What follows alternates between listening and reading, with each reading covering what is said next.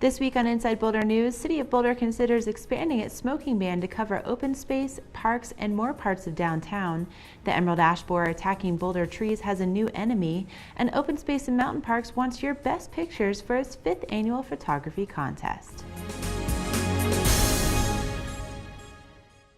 Welcome to Inside Boulder News. I'm Ashley Prill.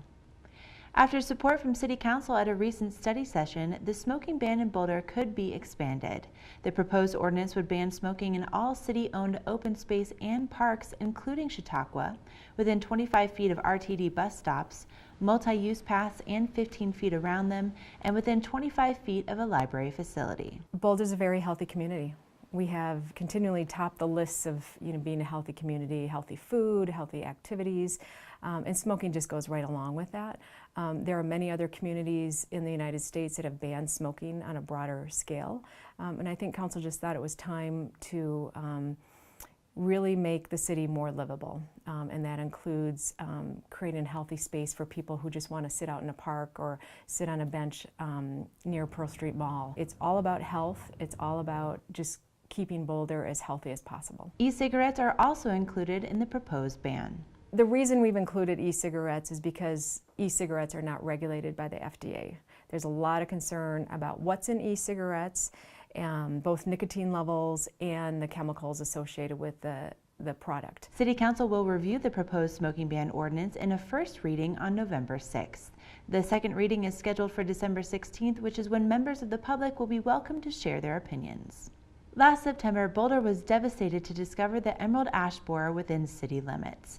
Emerald ash borer is a highly destructive invasive pest responsible for the death of millions of ash trees across the United States. Its larval stage actually tunnels underneath the bark and disrupts the vascular system and eventually kills the tree. So unfortunately we know that the ash trees that we have here, the green ash and the white ash, will eventually all be killed by the emerald ash borer if they're not treated with pesticides. But this week, the city was excited to add a new line of defense against emerald ash borer that doesn't require pesticides. Over 1,000 tiny wasps that target and kill emerald ash borer were released into the city. They're very small, very tiny, stingless wasps. They're about the size of the little house gnat that you get in your house plants. They're very, very small, definitely smaller than a mosquito. And they don't sting, so they're not any harm to humans or animals or anything like that. Oh, we were thrilled at the opportunity, yes, to release these, because in other locations they've been released much later in the emerald ash borer sort of cycle through the city. And here we have the opportunity to release them very early when EAB populations are still relatively low.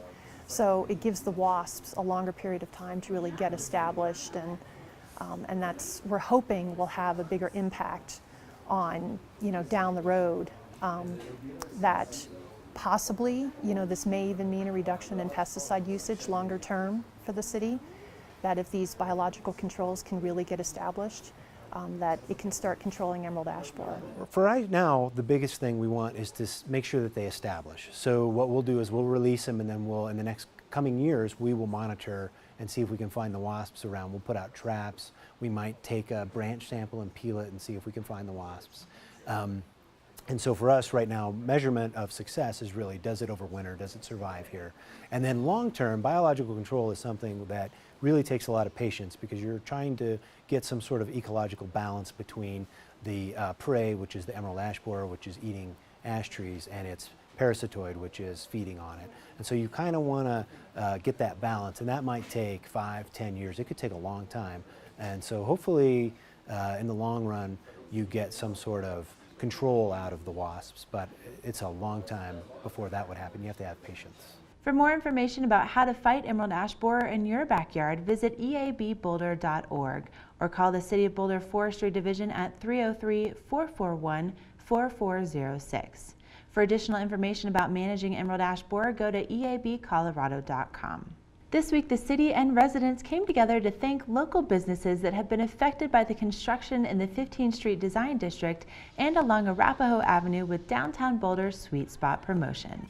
By visiting participating businesses in the 15th Street Design District and along Arapahoe Avenue, patrons were able to get golden tickets and then redeem them for prizes and gift certificates at a farmer's market booth. You know, the Sweet Spot promotion is a great way to celebrate the completion of our improvements, but also, you know, a way to say thanks to the businesses who go through that construction process with us. They're adjacent to it every day, you know, and now that we have great access through our transportation facilities to these businesses, we want to say to folks, hey, come back and support these great local businesses. The finishing touches on Arapahoe Avenue are on track to be completed by the end of the month. For information about construction and travel impacts in the City of Boulder, visit boulderconezones.net. Open Space and Mountain Parks announced its 5th photography contest this week. If you love taking pictures of the local flora and fauna, wildlife, or even your pet enjoying OSMP's public lands, this contest is for you. This year's competition includes a new category for images that depict the impact of last year's floods. Winning photographs will be displayed at the Chautauqua Ranger Cottage, in an online photo gallery on OSMP's website, and may even be featured as part of the banner imagery on the city's homepage. Learn contest rules and download entry forms online. All entries must be received by 5 p.m. Monday, November 17th at OSMP's Cherryvale office at 66 South Cherryvale Road. You're invited to join the discussion about design policies and procedures in the City of Boulder on Thursday, October 9th from 6 to 8:30 p.m. Victor Dover, the co-author of Street Design, The Secret of Great Cities and Towns, will lead a presentation and discussion about 5 recent developments that resulted from key planning policy decisions implemented by the city. The Design Excellence Community event will take place at the Canyon Theater in the main library. Thank you for watching Inside Boulder News. Stay in touch with us on Facebook and Twitter by submitting news tips and questions. You can also sign up to receive video updates right in your inbox. Just go to boulderchannel8.com and click on subscribe.